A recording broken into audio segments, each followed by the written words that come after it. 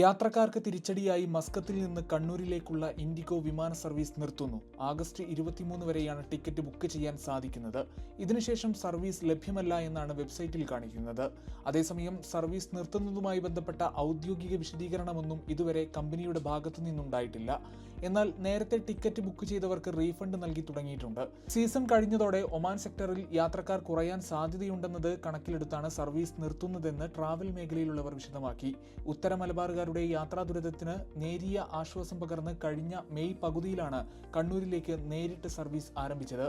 കണ്ണൂരിൽ നിന്ന് അർദ്ധരാത്രി 12:40 പുറപ്പെട്ട് പുലർച്ചെ 2:35 മസ്കത്തിലും ഇവിടെ നിന്ന് പുലർച്ചെ 3:35 പുറപ്പെട്ട് കാലത്ത് 8:30 കണ്ണൂരിലെത്തുന്ന തരത്തിലായിരുന്നു സർവീസ് ഉണ്ടായിരുന്നത്. ചൊവ്വ, വ്യാഴം, ശനി ദിവസങ്ങളിലായിരുന്നു സർവീസുകൾ.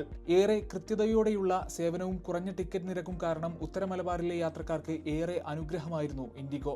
നിലവിൽ എയർ ഇന്ത്യ എക്സ്പ്രസ് കണ്ണൂരിൽ നിന്ന് സർവീസ് നടത്തുന്നുണ്ടെങ്കിലും റദ്ദാക്കലും യാത്ര വൈകലും അടക്കമുള്ള മുൻകാല അനുഭവങ്ങൾ കാരണം പലരും ടിക്കറ്റ് എടുക്കാൻ മടിച്ചിരുന്നു. ഇൻഡിഗോ സർവീസ് നിർത്തുന്നതോടെ മസ്കത്ത് കണ്ണൂർ സെക്ടറിൽ എയർ ഇന്ത്യ എക്സ്പ്രസ് മാത്രമായി ഇനി ചുരുങ്ങും. ഗൾഫ് മാധ്യമം മസ്കത്ത്